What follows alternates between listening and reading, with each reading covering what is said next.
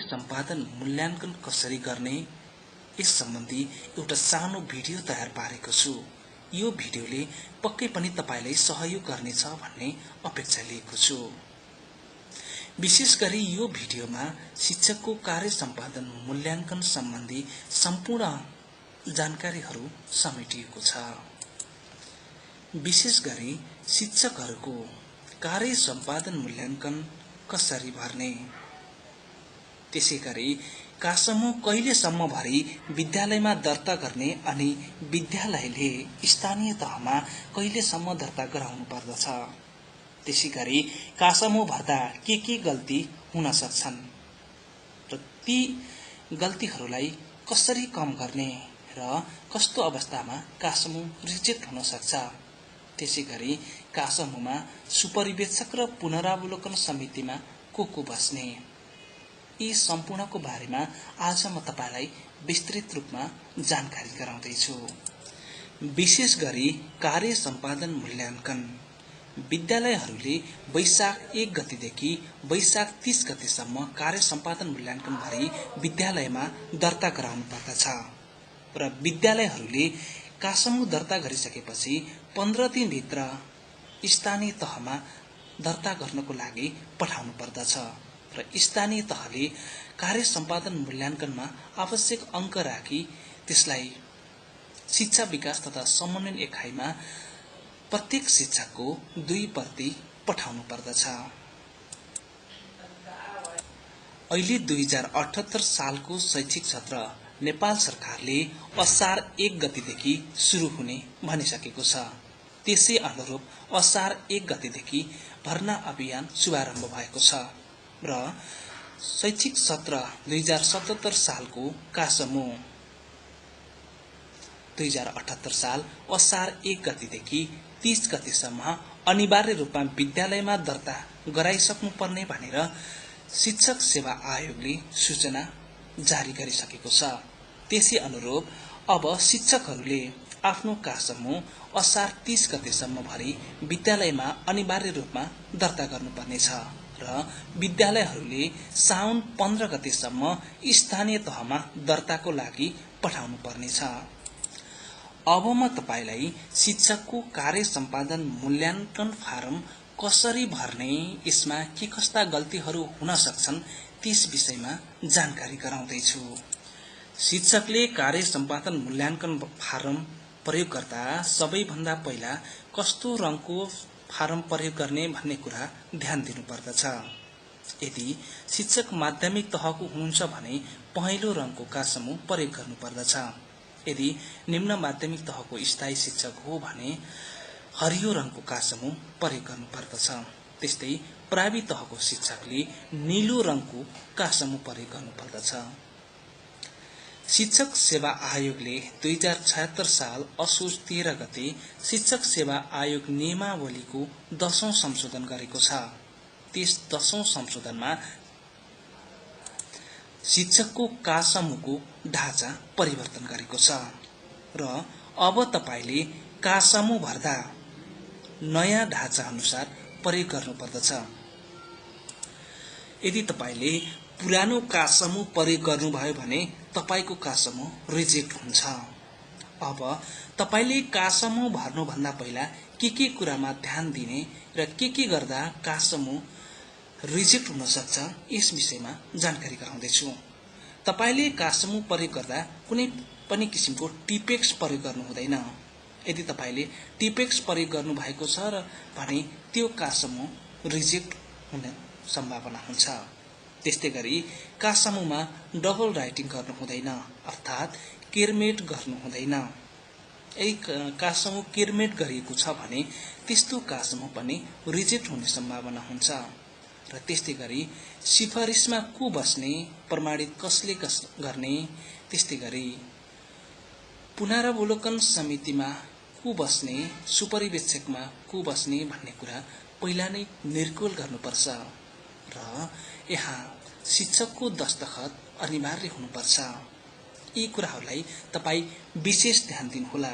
यदि कासमो बिग्रियो, केरमेट गरियो भने नयाँ कासमो प्रयोग गर्नुहोला।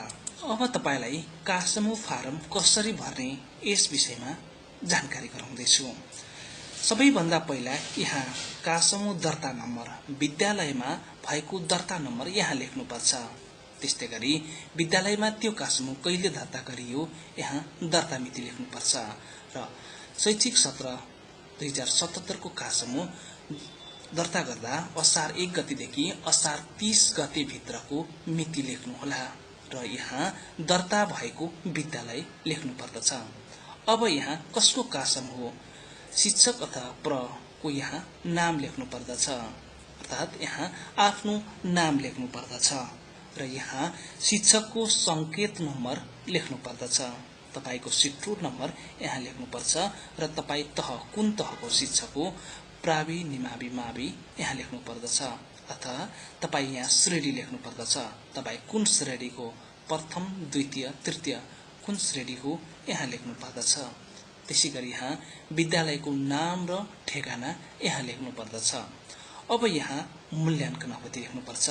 विशेष गरी कासमु हामी 1 वर्षको कासमु हामी लेख्छौं। विशेष गरी यहाँ कासमु लेख्दा वैशाख 1 गतेदेखि चैत्र मसान्तसम्मको समय अवधि लेख्छौं।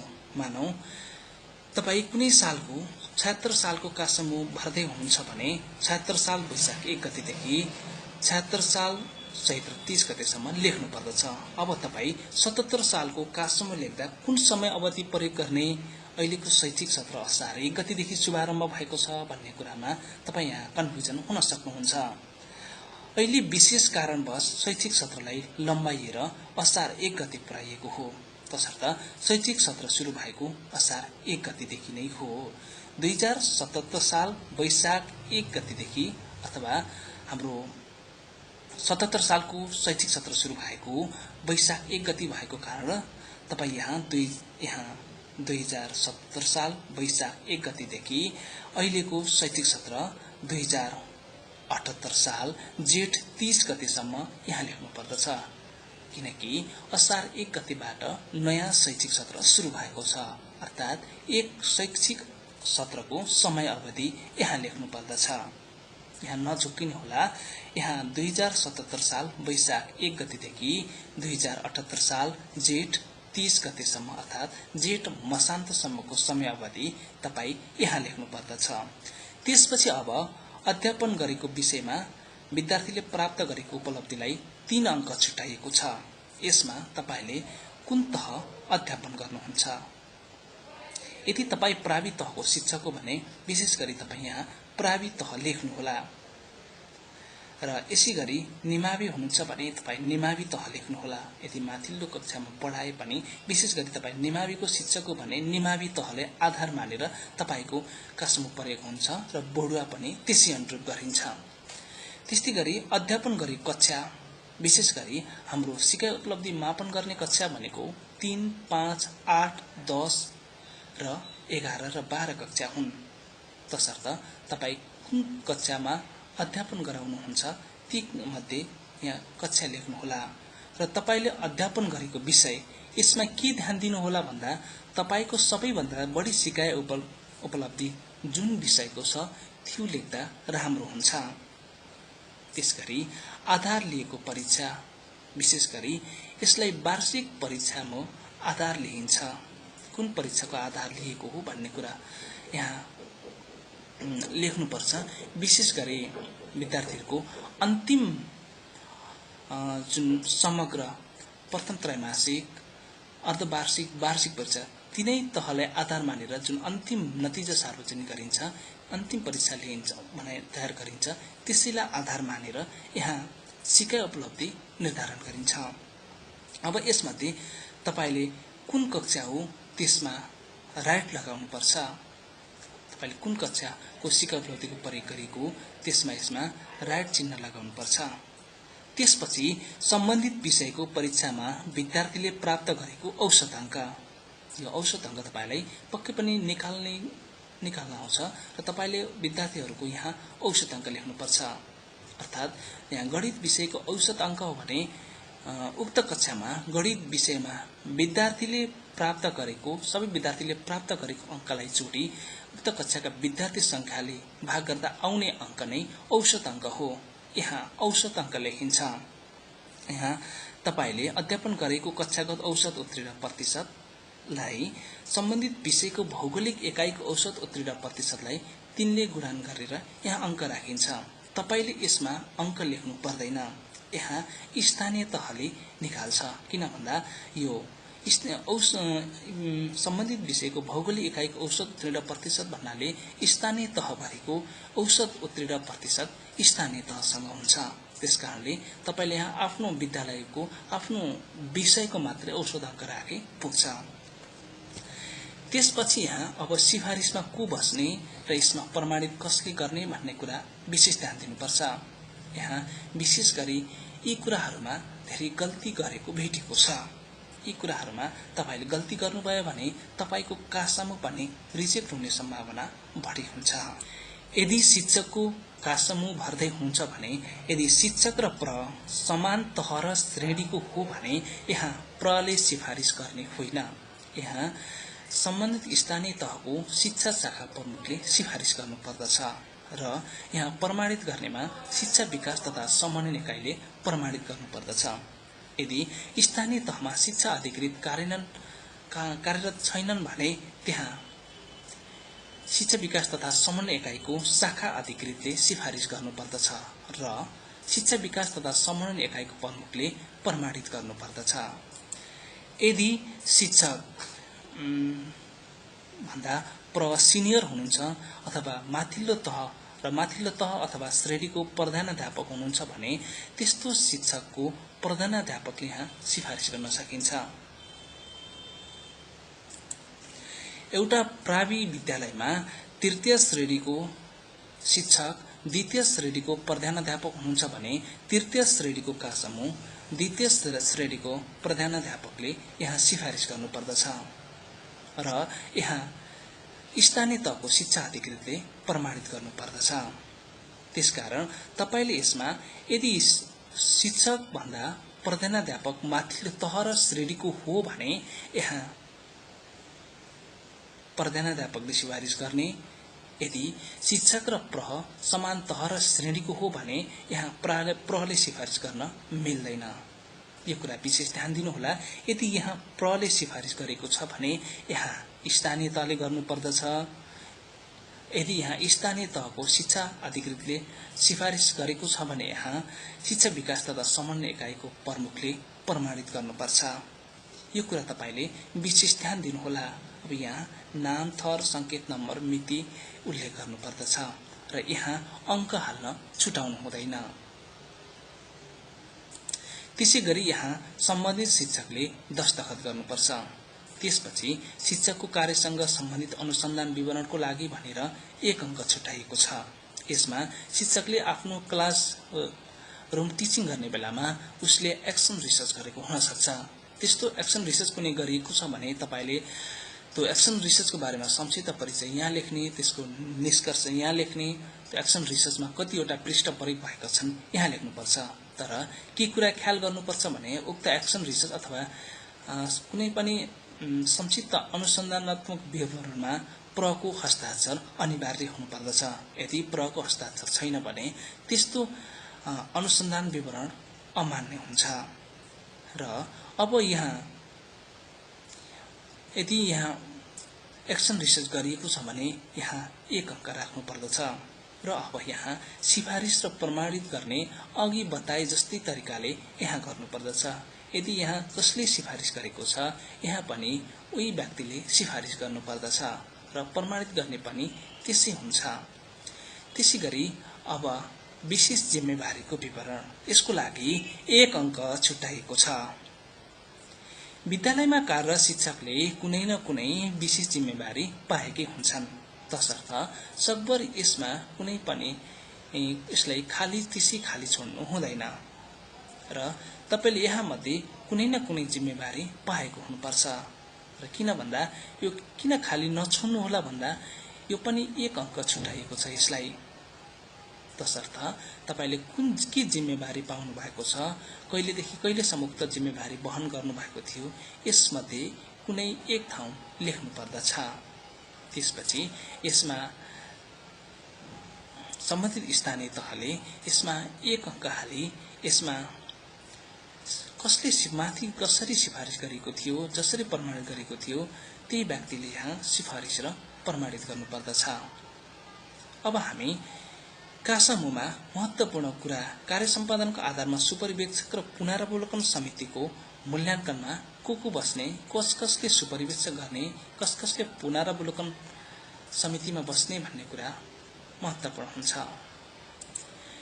यदि शिक्षकको का समूहमा परले सिफारिस गर्ने हो भने त्यस्तो शिक्षकको लागि सुपरिवेक्षक प्रधानाध्यापक हुन्छ। त्यसको लागि प्रधानाध्यापकले यहाँ मध्ये नम्बर राख्नु पर्दछ। यहाँ शिक्षकहरूको कक्षामा उसको पर्फर्मेन्स, उसको गतिविधि यी 8 वटा सूचकले आधार मानेर अति उत्तम, उत्तम, सामान्य, न्यून कस्तो अवस्था छ यसमा आधार मानेर यदि प्रले यहाँ अंक राख्नु पर्दछ। र यहाँ पुनरावलोकन समितिमा 3 जना रहन्छन्, जहाँ स्थानीय तहको शिक्षा शाखा प्रमुख, त्यस्तै गरी शिक्षा विकास तथा समन्वयन एकाइको प्रमुख र प्रधानाध्यापक। यसमा 3 जनाको पुनरावलोकन समितिले 4 अंक दिनुपर्ने हुन्छ र यहाँ दुवैको अंक जोडी अंक र अक्षरमा लेख्नु पर्दछ। त्यसपछि यहाँ यदि शिक्षकको सिफारिस प्रले गर्ने हो, शिक्षकभन्दा माथिल्लो तह र श्रेणीको हो भने सुपरिवेक्षक हुने भएकोले यहाँ सुपरिवेक्षकको नाममा प्रधानाध्यापक लेख्ने र यहाँ 3 जनाको नाममा यहाँ पुनरावलोकन समितिमा प्रधानाध्यापकको यहाँ लेख्ने, त्यस्तै गरी शिक्षा शाखा प्रमुखको यहाँ लेख्ने र शिक्षा विकास तथा समन्वय इकाइको प्रमुखको यहाँ लेख्नु पर्दछ। त्यसैगरी शिक्षक र समान तह र श्रेणीको हो भने यस ठाउँमा सुपरिवेक्षकको रूपमा स्थानीय शिक्षा शाखा प्रमुख रहन्छ। यो कुरा ध्यान दिनुहोला। यदि समान तह र श्रेणीको शिक्षक र हो भने त्यस्तो का समूह प्रले नम्बर दिन पाउँदैन। तसर्थ यहाँ स्थानीय तहको शिक्षा शाखा प्रमुखले अंक हाल्नु पर्दछ र पुनरावलोकन समितिमा स्थानीय तहको शिक्षा शाखा प्रमुख, शिक्षा विकास तथा समन्वय इकाइको प्रमुख र विद्यालय व्यवस्थापन समितिको अध्यक्ष रहन्छन् पुनरावलोकन समितिमा र पुनरावलोकन समितिले यहाँ अंक राख्नु पर्दछ र अंक राखिसकेपछि यहाँ कुल अंक यहाँ जोड्नु पर्दछ। अब यहाँ सुपरिवेक्षकमा यदि समान तह र श्रेणीको र शिक्षक हो भने यहाँ सुपरिवेक्षकमा अघि भने जस्तै स्थानीय तहको शिक्षा शाखा प्रमुख यहाँ हस्ताक्षर गर्नुपर्दछ र पुनरावलोकन समितिमा यहाँ सबैभन्दा पहिला विद्यालय व्यवस्थापन समितिको अध्यक्ष लेख्नुहोस्, त्यसपछि स्थानीय तहको शिक्षा शाखा प्रमुख र शिक्षा विकास तथा समन्वय इकाइको प्रमुख यसरी राख्न सकिन्छ। अझ तपाईलाई प्रश्न पार्नको लागि शिक्षक सेवा आयोगले एउटा सूचना जारी गर्दाखेरि का समूहमा सिफारिस कसले गर्ने, प्रमाणित कसले गर्ने भनेर एउटा सूचना जारी गरेको थियो। त्यसमा त्यो म तपाईलाई देखाएर अझ प्रश्न पार्दैछु।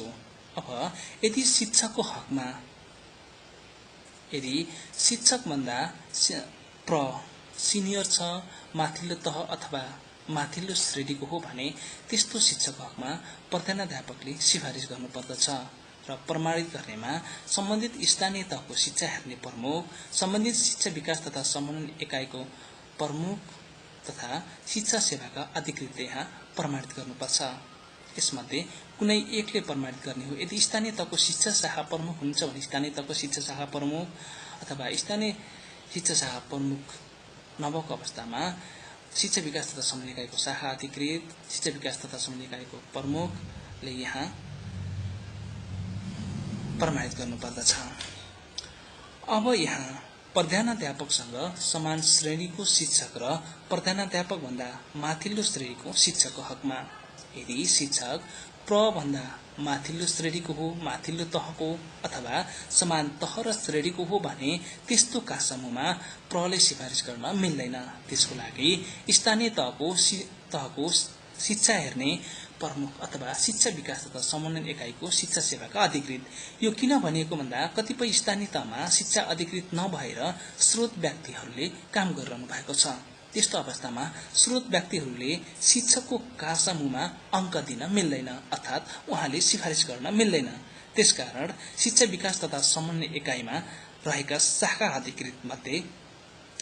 अधिकृतहरूले यहाँ सिफारिस गर्नुपर्दछ र यहाँ शिक्षा अधिकृत अथवा शाखा अधिकृतले सिफारिस गरिसकेपछि त्यसलाई शिक्षा विकास तथा समन्वय एकाइले प्रमाणित गर्नुपर्दछ। अब पुनरावलोकन समिति र सुपरिवेक्षकमा को बस्ने भन्ने कुरामा यस विषयमा तपाईलाई अघि पनि जानकारी गराइसकेको छु। यदि शिक्षक हो भने यदि शिक्षक भन्दा माथिल्लो तहको माथिल्लो तह अथवा श्रेणीको हुनुहुन्छ भने त्यस्तो हकमा प्रधानाध्यापक सुपरिवेक्षकमा बस्नुपर्दछ र पुनरावलोकन समितिमा यहाँ एकजना प्रधानाध्यापक सुपरिवेक्षकमा हुनुभयो भने यहाँ पनि पुनरावलोकन समितिमा प्रधानाध्यापक स्थानीय तहको शिक्षा शाखा प्रमुख अथवा स्थानीय तहको शिक्षा शाखा प्रमुख नभएको अवस्थामा शिक्षा विकास तथा समन्वय एकाइको शाखा अधिकृत र शिक्षा विकास तथा समन्वय एकाइको प्रमुख बस्नुपर्दछ। त्यस्तै गरी प्रधानाध्यापकसँग समान श्रेणीको शिक्षक वा प्रधानाध्यापक भन्दा माथिल्लो तहको श्रेणीको शिक्षकको हकमा भने अघि भने जस्तै यहाँ पुनरावलोकन समितिमा स्थानीय तहको शिक्षा हेर्ने शिक्षा शाखा प्रमुख वा शिक्षा विकास तथा समन्वय एकाइको शाखा अधिकृतले यहाँ सुपरिवेक्षकको रूपमा यहाँ बस्नुपर्दछ। त्यस्तै गरी यहाँ पुनरावलोकन समितिको रूपमा सम्बन्धित विद्यालयको व्यवस्थापन समितिको अध्यक्ष, त्यस्तै गरी स्थानीय तहको शिक्षा शाखा हेर्ने प्रमुख, त्यस्तै गरी शिक्षा विकास तथा समन्वय एकाइको शिक्षा अधिकृत अथवा बस्नुपर्दछ अथवा यदि र शिक्षा विकास तथा समन्वय एकाइको प्रमुख बस्नुपर्छ। यहाँ 3 जना यहाँ पुनरावलोकन समितिमा बस्नुपर्छ। यो कुरा किन ल्याइएको भन्दा यदि स्थानीय तहमा शिक्षा अधिकृत नभएको अवस्थामा यहाँ शिक्षा विकास तथा समन्वय एकाइको शाखा अधिकृत बस्नुपर्छ। यसरी तपाईँ यहाँ कासम भर्दा पनि यसरी हायररेकी मिलाएर भर्नुहोला। अब तपाईँ यहाँ सुपरिवेक्षमा को बस्ने पुनरावलोकन समितिमा को बस्ने कुराहरू निर्केल गरिसकेपछि यहाँ सम्पूर्ण काम सकिसक्छ र त्यसपछि तपाईले अर्को कुरा के ध्यान दिनुपर्दछ भने यहाँ यो कासामुमा विद्यालयको छाप अनिवार्य हुनुपर्छ। यदि विद्यालयको छाप छैन भने त्यस्तो अवस्थामा कासामु रिजेक्ट हुन्छ। तसर्थ तपाईले सकभर के गर्दा राम्रो हुन्छ भने प्रत्येक पेजमा विद्यालयको छाप लगाउनुहोला र तपाईले यस्तो कासामु 2 प्रति भर्नुपर्दछ र 2 प्रति भरेर जुन तपाईले विद्यालयमा दर्ता गराउनुहुन्छ र विद्यालयहरूले 15 दिनभित्र स्थानीय तहमा दर्ता गराउनुपर्छ कासामु र स्थानीय तहले सबै कासामुहरूलाई अङ्क हाली तिनीहरूलाई शिक्षा विकास तथा समन्वय एकाइमा 2 प्रति पठाउनु पर्दछ।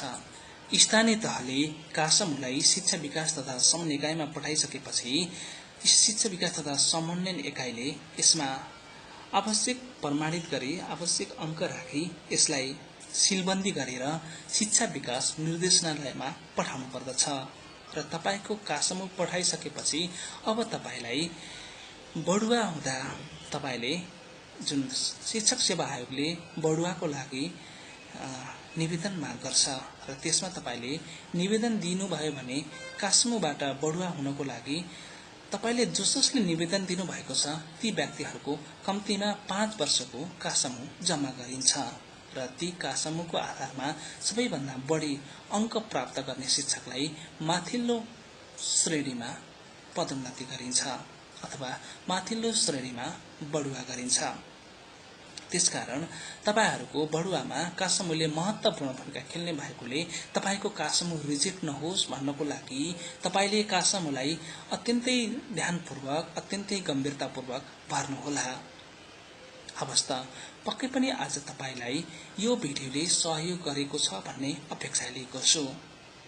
यदि तपाईलाई यो भिडियो कस्तो लाग्यो सल्लाह सुझाव र प्रतिक्रिया दिन नभुल्नुहोला। हस्त नमस्ते।